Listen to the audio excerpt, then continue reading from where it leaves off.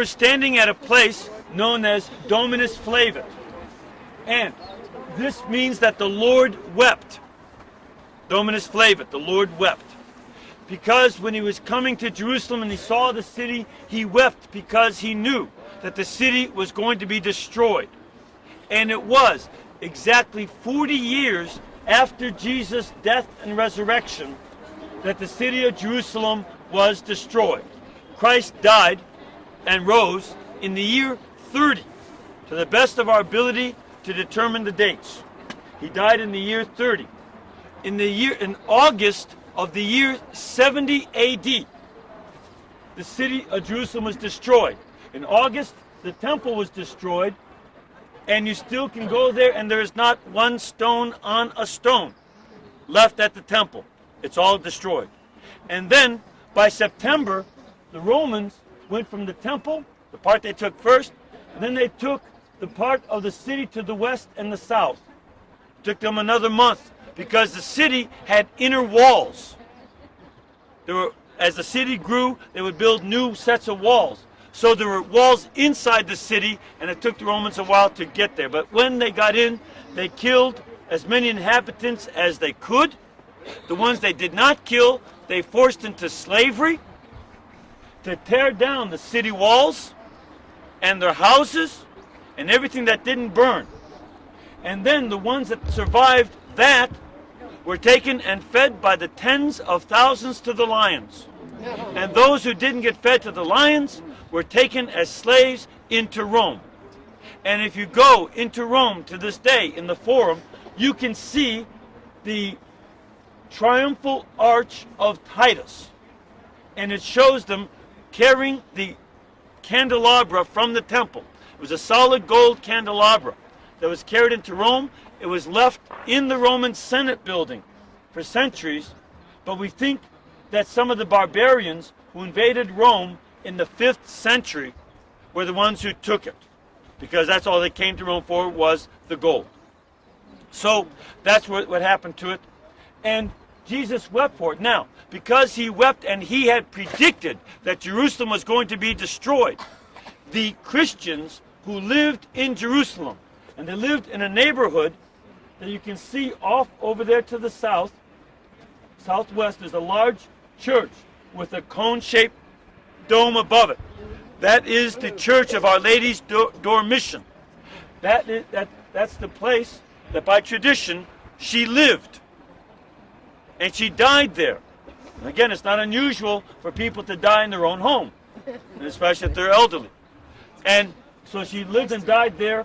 And also by the tradition here in Jerusalem, they brought her body from the Dormition out this city and down here to the Mount of Olives on which we are standing. And that's why her tomb is at the bottom of this hill. And we'll go inside that tomb.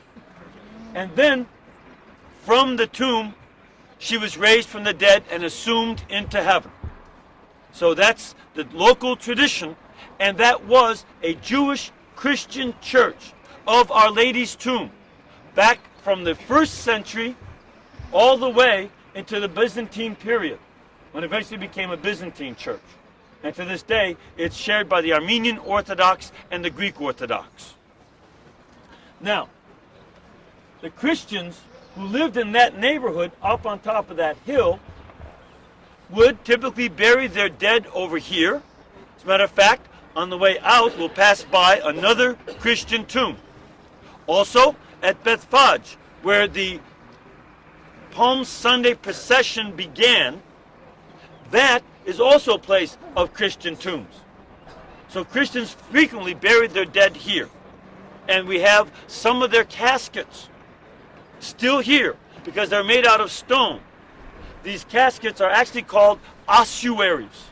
They're small boxes the size of each dead person's femur in length and the width of each dead person's skull. They would measure your skull and your femur and then make a box out of stone with your name on it, and then after a year gather your bones, put them into that box, and put them in a cave that's over here and some other caves. So at some caves for the burial for a year, for the body to decompose, another case to store these ossuaries or bone boxes. And you may have heard about one they found recently that said James, the son of Joseph, the brother of Jesus. And I don't know if you saw, but those guys who found that were recently arrested for fraud because they were the ones who carved the brother of Jesus on it. And I had looked at it on the internet as soon as that was made public, and I could tell that the Aramaic handwriting was different from the first words and the last words. It was clear somebody had added that later. And they have a chemical to make it look like it aged. Okay. Now, a few other things. The wall that you see there is the wall put there by Suleiman the Magnificent. But that's at the top. Look down below, and you can see that some of the top stones in the corner are small, while the bottom ones are large, right? The larger stones are from Herod, who began to put that there around the year 19 BC when he started to rebuild this. He built the Temple Mount so that it would be squared off. And when we see the Wailing Wall, what we'll see is the other side of the retaining wall. It's not the temple wall. It's a retaining wall that Herod built to square off the Temple Mount. And at the top then would be in the shape of a trapezoid. And so it's trapezoidal shape up there where the mosques are today.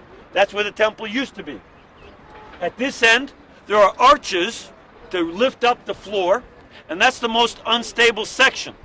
That mosque and any building that was there easily falls in earthquakes because it's so unstable.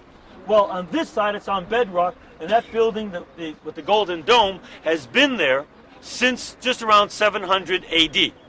And it's on bedrock so it doesn't collapse. The stones that Herod put are ingenious because they're not cemented together, they're just there by their weight. They can move in an earthquake, but they don't crack and fall down. And they always return to their shape. And on the other side of that, we'll talk more when we get to the Wailing Wall. So, this was where Jerusalem was. The Kidron Valley is down below, and on this hill is the Garden of Gethsemane on the Mount of Olives. Ancient Jerusalem is down that way. And you can still, if you go down to the bottom of the hill, you can still see the walls from the time before David, the Jebusite walls. And there are also a number of other elements of that hill that go back to the times of the kings of Judah and Israel. So that the very ancient part of Jerusalem is in that spur. King Solomon and David put the temple up here, expanding the city. And then later, as the city grew, it went west and then north. So originally the first city of Jerusalem that David conquered was just that southern spur over there. Then they added the temple and then west. And eventually it's the size it is today.